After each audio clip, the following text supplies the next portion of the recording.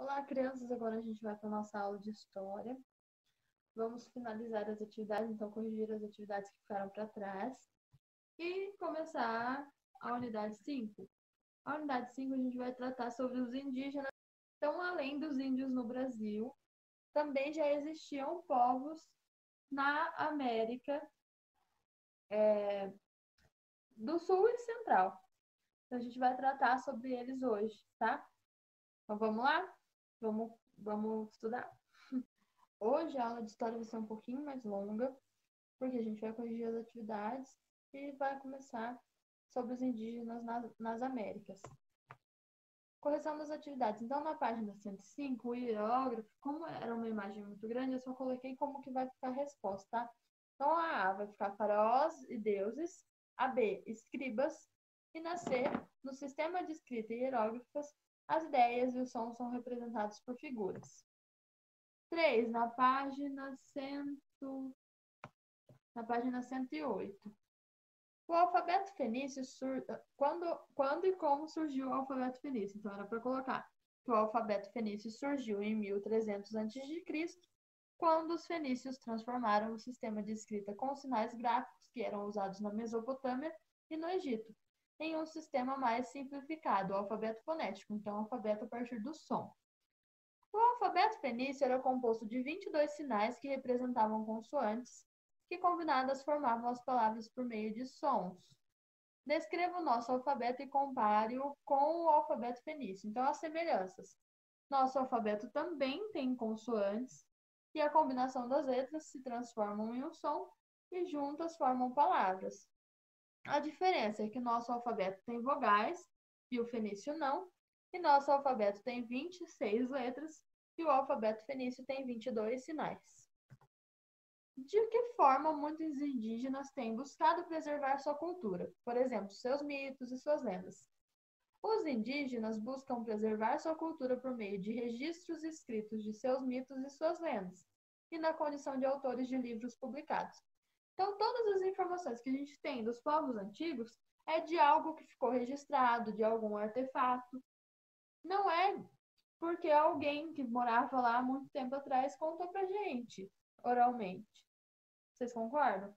Não ficou uma pessoa muito, muito, muito, muito velha que contou toda a sabedoria daquele povo pra gente. Então, a gente aprendeu tudo que a gente sabe sobre os povos antigos através das coisas que eles deixaram.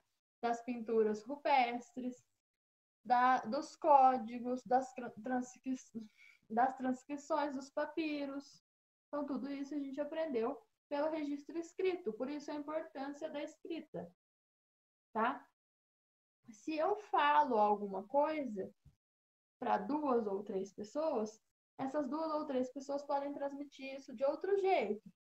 Mas se eu escrevo uma coisa e eu passo para essas 3 pessoas, essas pessoas passam o escrito para outras 3, cada uma para mais 3, e assim sucessivamente, meu escrito vai alcançar muito mais gente, as coisas que eu disse de forma escrita vai chegar da forma correta, 100% do jeito que eu escrevi, e vai manter, vai preservar meus pensamentos na forma de registro escrito.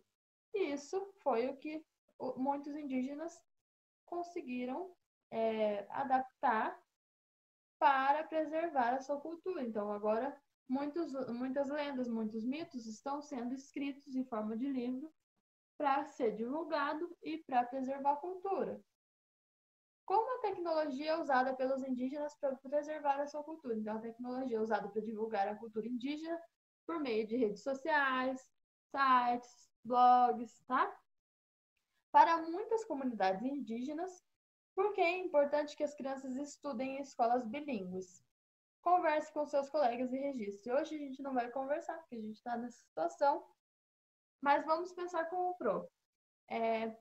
Os indígenas moram no Brasil, são brasileiros nativos, mas eles têm uma língua própria, que já era da tribo antes mesmo dos portugueses chegarem no Brasil e colonizarem o Brasil. Então, a língua própria deles é muito importante. Então, por isso, eles estudam e preservam o conhecimento da língua nativa Porque quem nasce, não nasce já sabendo falar a língua nativa. Ele tem que ser ensinado a falar, igual a gente. A gente não nasce já falando, a gente demora um tempo para aprender a falar. Os indígenas também, então eles são letrados, aprendem a falar na língua nativa e aprendem a falar muitas vezes no português, como um segundo idioma, como uma escola bilíngue. Por quê? Porque eles moram dentro do Brasil e muitos brasileiros falam só a língua portuguesa. E aí, como é que esses indígenas vão conseguir se comunicar com esses brasileiros que não falam tupi-guarani, por exemplo? Então, eles teriam que aprender o tupi-guarani e a língua portuguesa. Até mesmo para poder exigir os seus direitos. Como é que eles iriam num congresso, numa Câmara dos Deputados, pedir alguma coisa, requerer alguma coisa, se eles não pudessem se comunicar com esses deputados para pedirem, para argumentarem, para buscarem seus direitos? Não iriam conseguir, iria ser muito dificultoso. Então, por isso que é necessário, que é muito importante, essa educação bilíngue para os índios. Beleza? Agora a gente vai para aquelas questões do mãos à obra, que estão na página 116. Qual foi a primeira forma de comunicação e expressão dos seres humanos? Então, a primeira forma foi a pintura rupestre. Sobre a pintura rupestre, assinale verdadeiro, o V, e F para falso. A pintura rupestre surgiu na pré-história cerca de 45 mil ou a 35 mil anos. A pintura rupestre surgiu na pré-história há cerca de 45 mil a 35 mil anos. Então, isso é verdade. A segunda é falso. Para realizar seus registros, os seres humanos da pré-história produziram as próprias tintas. Então, eles produziram uma tinta guache? Não. Então, para registrar, os seres humanos da pré-história utilizavam sangue de animais e pigmentos de planta como tinta. Então, já pode reescrever as falsas embaixo. Os instrumentos usados para a pintura rupestre eram os pincéis. Aí eles iam lá na loja de pincéis, iam lá na estoque, iam lá nos Três Patetas, iam lá na Mil Cores para comprar um pincel para fazer as pinturas rupestres. É isso que eles faziam? Não, né? Então eles utilizavam o dedo ou gravetos, tá? Mas não utilizavam pincéis próprios, eles não faziam os pincéis. 3. Complete o quadro a seguir sobre os sumérios. Então, eles tinham um sistema de código e depois evoluíram para a escrita cuneiforme. O sistema de código teve origem em 3.000 anos antes de Cristo e a escrita cuneiforme 2.500 antes de Cristo. Características do sistema de códigos era que os sistemas gráficos representavam as quantidades e desenhos para representar os objetos, e a função era armazenar informações ligadas às atividades econômicas. Já a escrita cuneiforme, os símbolos representavam o som das sílabas e era um pouco mais elaborado do que o sistema de códigos, e servia para organizar a vida política, econômica e religiosa dos sumérios. Na página 117, descreva a função dos escribas na Mesopotâmia e qual atividade eles realizavam. Então, os escribas eram funcionários do rei e tinham a responsabilidade de registrar documentos oficiais para o governo e para os templos, fazer cópias de textos ou documentos importantes, escrever cartas e registrar histórias. Na antiguidade, para ser um escriba, era preciso passar por anos de formação em uma escola. Identifique as semelhanças e as diferenças entre estudar para ser um escriba na Mesopotâmia e no Egito Antigo. A semelhança era que os estudos para ser escriba duravam longos anos, e a diferença é que os sumérios estudavam em tabuletas e os egípcios em papiro. 6. Por que os hieróglifos são chamados de escrita sagrada? Então, porque as transcrições dos hieróglifos são geralmente narrativas sobre os triunfos do faraó em guerras ou homenagem aos deuses egípcios. Então, por isso chamava escrita sagrada. Além dessa escrita sagrada dos hieróglifos, eles também tinham a escrita demótica, tá? Que era uma escrita mais simples para organizar os documentos do governo. Observe a imagem e leia atentamente a legenda. Então, é um papiro do Egito Antigo. Identifique pelo menos uma mensagem que os antigos egípcios quiseram comunicar com esse papiro. Então, comunicaram aqui a criação e a domesticação de animais. Eles foram um dos primeiros povos a domesticar os animais.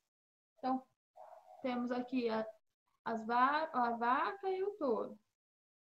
Então, a criação, o bezerrinho que vai crescer e também vai dar leite. Tá? Então, tudo isso é sobre a domesticação e a criação de animais. Além da pintura das cenas, que outra linguagem os egípcios antigos usavam? Então, é ainda sobre essa imagem. Então, essa imagem, além da pintura, a gente tem em cima os hieróglifos. Então, era para circular essa outra linguagem e colocar que eles também utilizavam os hieróglifos. Compare as escritas a seguir. Então, tem a escrita do alfabeto grego e a escrita do alfabeto latino. Algumas letras são muito semelhantes. A quais povos pertencem essas escritas? Então, aos gregos e aos romanos, respectivamente, um depois do outro. Então, grego e romano. Assinale a alternativa que indica o povo que, com sua escrita, influenciou os alfabetos gregos e latino. Então, foram os fenícios. Tá? Como essa influência aconteceu? Os fenícios eram grandes mercadores navegantes e, por isso, passavam por vários territórios. Assim, influenciaram a simplificação dos sistemas de escrita. Primeiro, os gregos adotaram o alfabeto e adicionaram vogais, já os romanos adotaram a escrita grega e deram origem ao alfabeto latino. 9. Por que a escrita fenícia é considerada uma grande inovação na história? Então, porque os fenícios criaram uma escrita que representava som, ao invés de representar, por exemplo, figuras como objetos e animais. 10. Sobre as diferentes linguagens usadas pela sociedade indígena, assinale a alternativa correta. O grafismo é um código de comunicação que tem como característica linhas retas e curvas, bem como simetrias e espirais que estão presentes.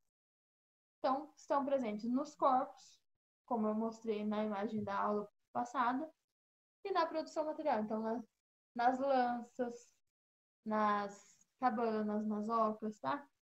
Então, eles usavam o grafismo como uma forma de comunicação. Agora, a gente vai para o conteúdo da unidade 5. A unidade 5, vou até fechar. Então, vamos... A unidade 5, ela é muito interessante, porque ela trabalha sobre os indígenas nas Américas. Muitas vezes a gente pensa que existiam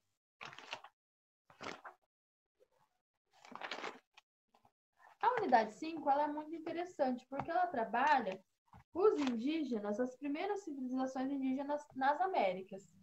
A gente acha muitas vezes que os indígenas são só brasileiros. Só existia índio no Brasil quando os portugueses chegaram. Mas a gente está muito enganado. Por quê? Porque também existiam outros povos nativos em outros espaços das Américas. Então vamos ver aonde e qual é a diversidade de culturas nas Américas. Esses trechos que eu vou apresentar agora estão todos no livro didático, começando a partir da página 126. Então, abram o livro didático na 126 e localizem essa parte, esse trecho, para a gente continuar a leitura junto. Em 1492, o navegador italiano Cristóvão Colombo, ao desembarcar com sua frota na ilha de São Salvador, onde hoje se situa o arquipélago das Bahamas, teve contato com populações nativas que habitavam o território nacional da América Central. Então, antes de descobrirem o Brasil, o Cristóvão Colombo descobriu a América Central. Então, ele chegou na América Central e, ao chegar lá, ele já teve contato com uma população que vivia lá. Ao manter contato com os povos nativos da América Central, os espanhóis conheceram as civilizações astecas e inca. cuja população chegava a aproximadamente 50 milhões de pessoas. Então, muitas pessoas viviam nessa região das Américas antes da chegada dos europeus. Mais tarde, os pesquisadores descobriram que outras civilizações, como os maias, viveram na região do atual México antes dos astecas. Então, a gente vai trabalhar os maias, os astecas e os incas. Hoje, a gente vai trabalhar os maias e os astecas, tá? Os incas a gente vai deixar para a aula da semana que vem. Vamos observar o mapa a seguir, então. As civilizações pré-colombianas. Por que elas chamam pré-colombianas? Porque elas elas antecedem ao momento em que o Cristóvão Colombo chegou. Então, são pré-colombo, pré-colombianas. Então, os astecas viviam ali na América Central, que vem em cima, de 1200 até 1521. Se desenvolveram no México.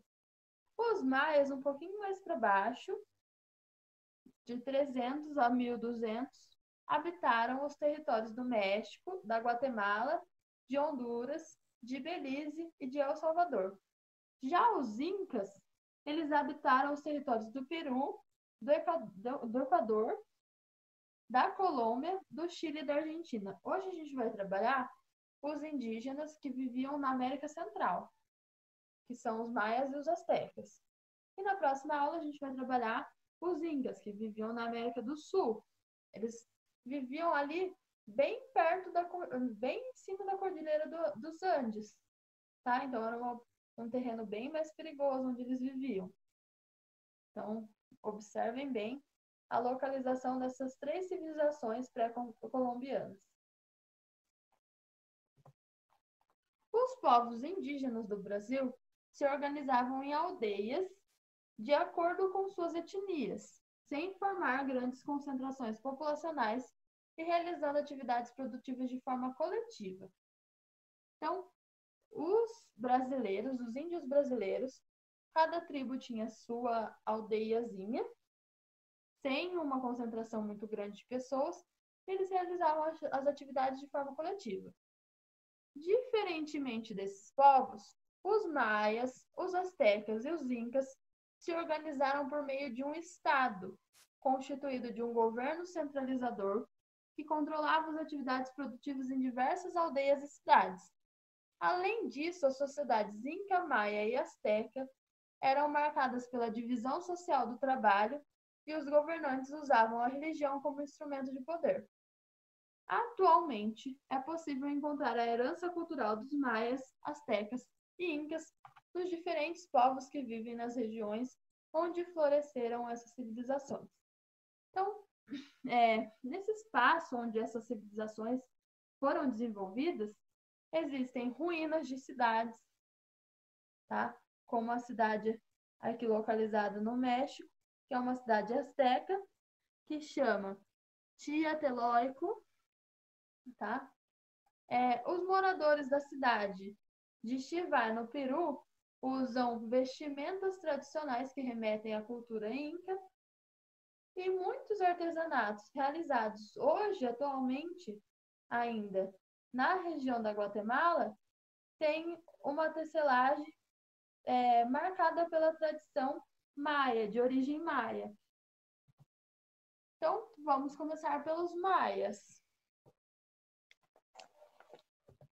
Pensando nessas informações que eu dei agora, vocês vão responder as atividades da página 128, tá?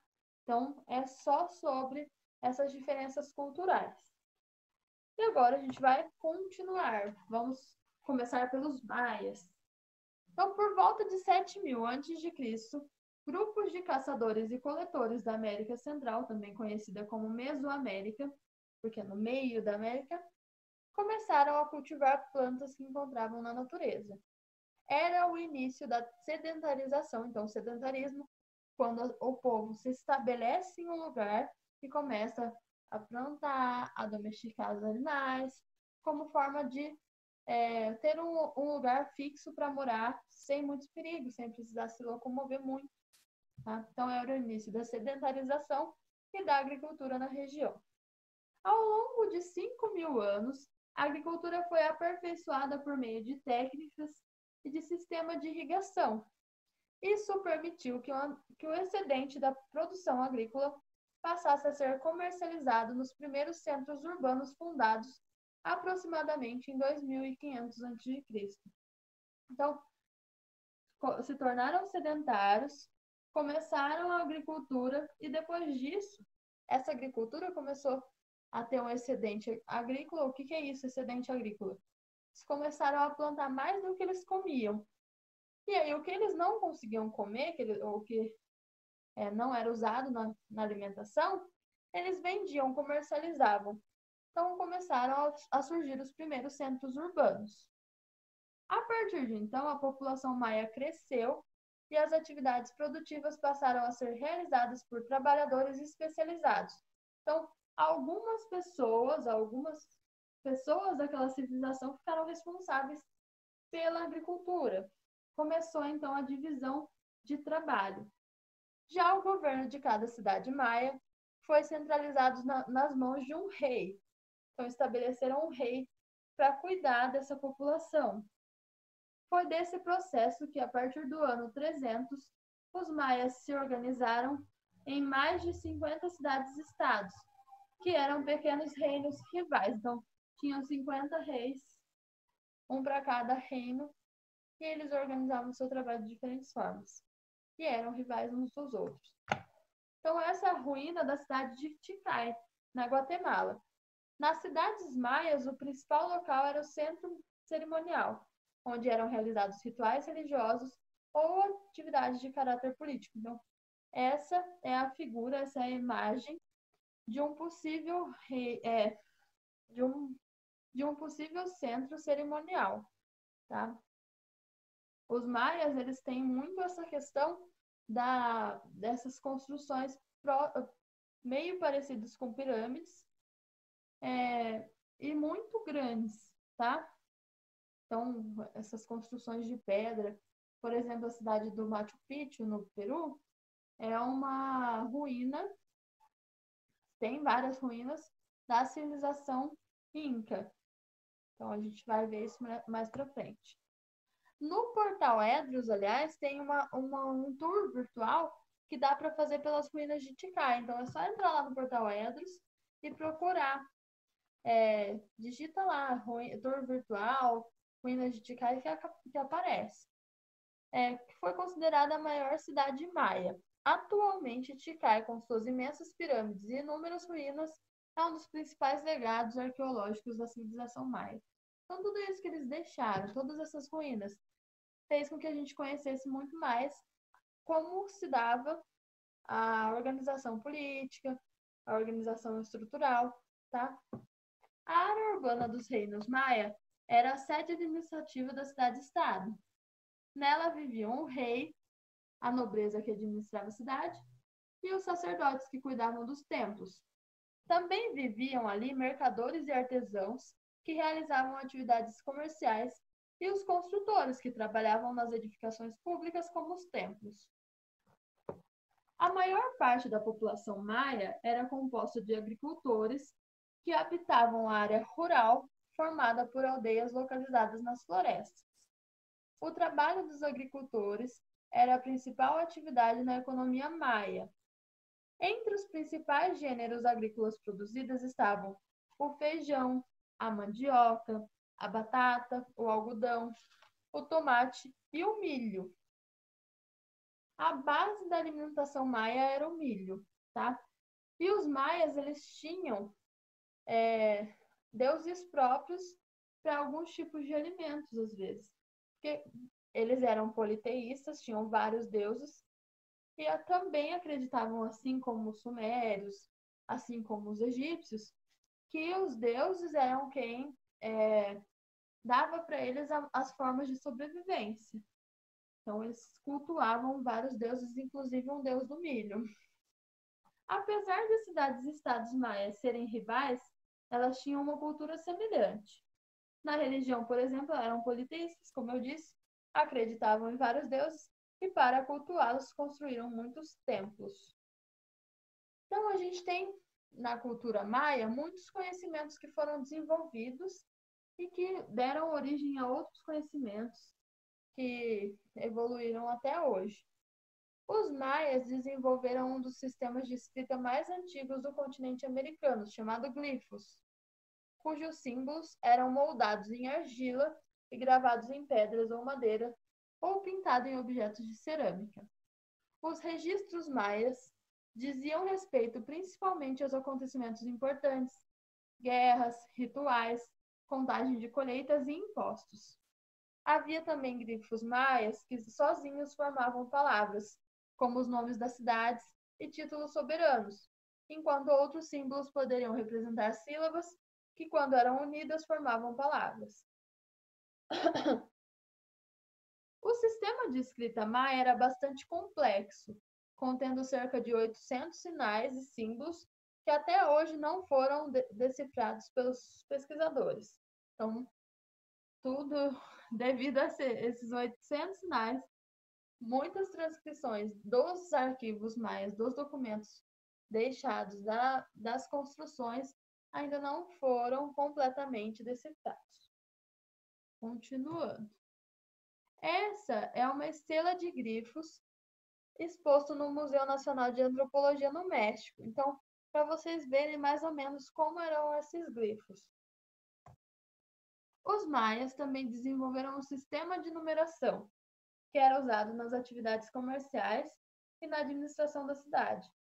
Nesse sistema de numeração, os maias criaram a ideia do zero, representado pelo desenho de uma concha. A criação de um símbolo para representar a ideia do zero era bastante avançada para a época, pois nenhuma outra cultura havia desenvolvido esse conhecimento, visto que se acreditava ser impossível representar algo inexistente. Uma curiosidade sobre o sistema de numeração maia. O nosso sistema de numeração é decimal. Já o dos maias é organizado de 20 em 20. Por quê? Porque nós usamos os dedos das mãos. Os indo-arábicos que fizeram o sistema de numeração que a gente usa, usavam os dedos da mão, que são 10. Então, organizavam melhor a numeração.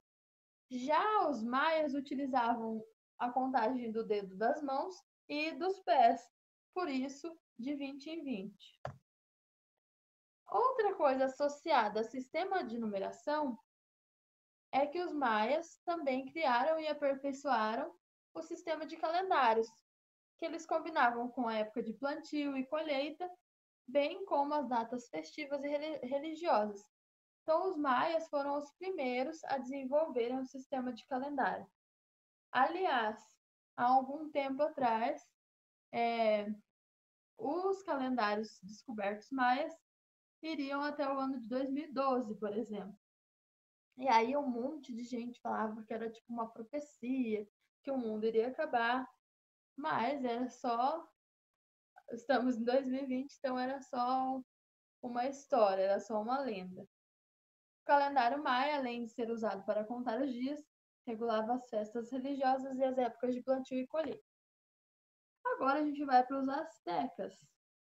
Os astecas, a partir do ano de 700, as cidades maias começaram a entrar em declínio por causa da superpopulação e da falta de áreas férteis para a produção agrícola. Além disso, as constantes guerras entre os reinos os enfraqueceram. Então, por volta de 1300, o que havia restado do mundo maia foi dominado por outro povo que se desenvolveu na região, os mexicas, também chamados de astecas. Então, os maias que a gente estava vendo até agora, a partir de 1700 começaram a entrar em declínio por inúmeras coisas, a população muito grande, a falta de lugar para plantar, e depois disso enfraqueceram e foram dominados por outro povo chamado mexicas, que a gente também conhece como astecas. Os astecas se formaram como um império no ano de 1358.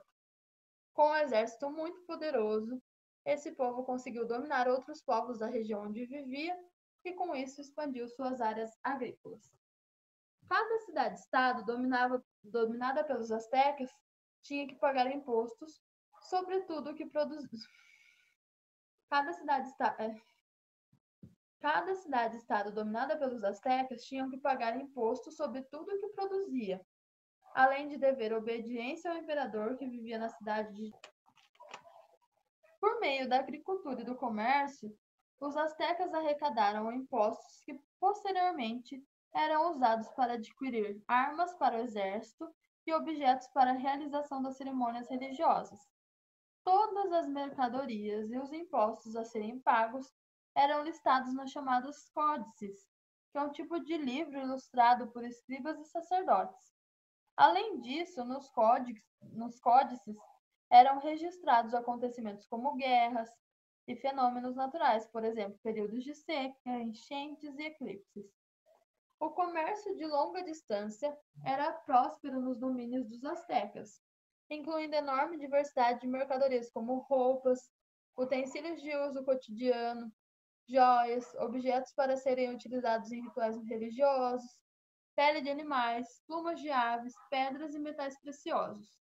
As principais cidades dominadas pelos astecas estavam ligadas por rotas de comércio que eram controladas por funcionários do imperador. Esses funcionários supervisavam as mercadorias que entravam e saíam das cidades. Observe a seguir uma página do Códice Mendonça, um dos mais importantes códices produzidos por escribas astecas na década de 1540. Então, aqui a gente tem o Códice de Mendonça. Então, a representação do comércio, tem as mercadorias peles, dentes de jaguar, plumas, vestimentas, máscaras. Outra forma de controle sobre o comércio eram as leis que obrigavam os comerciantes a vender suas mercadorias somente nos mercados que ficavam ao lado dos templos nas áreas urbanas. Nos dias de maior movimento, circulavam pelos mercados milhares de pessoas, entre vendedores e compradores. O maior mercado era o da cidade de Tlatelolco, que chegava a receber 60.000 pessoas. As trocas comerciais levaram os astecas a também produzir trocas culturais na Mesoamérica. Com o tempo, práticas culturais como a religião, a arquitetura, a arte e as formas de organização social se tornaram semelhantes nas várias cidades dominadas. Então, foi o território asteca, porque eles dominaram uma grande parte de tribos e de cidades e se organizaram dessa forma. Tá? Então, a partir disso, vocês vão responder as atividades que ficaram na página 128 e vocês vão responder a parte do Você é o Historiador sobre a cultura asteca, tá? Que está na página 136 e 137. Essa foi a civilização maia e a civilização asteca. Na próxima semana a gente vai ver os incas. Para quem quer saber mais, tem um filme muito legal que chama O Caminho para Eldorado. Conta bastante, mostra bastante essa situação da cultura maia e asteca, tá? As joias, as construções. Então, assistam até mesmo os jogos coletivos que existiam e que a gente vai ver isso na semana que vem, tá? Então, a gente vai ver os jogos coletivos e como sugestão de filme, já que vocês estão em casa, estão mais tranquilos, eu peço que vocês assistam O Caminho para o Eldorado, tá? Então é um filme muito bom para vocês assistirem, é bem legal, tá? Então beijo, até mais.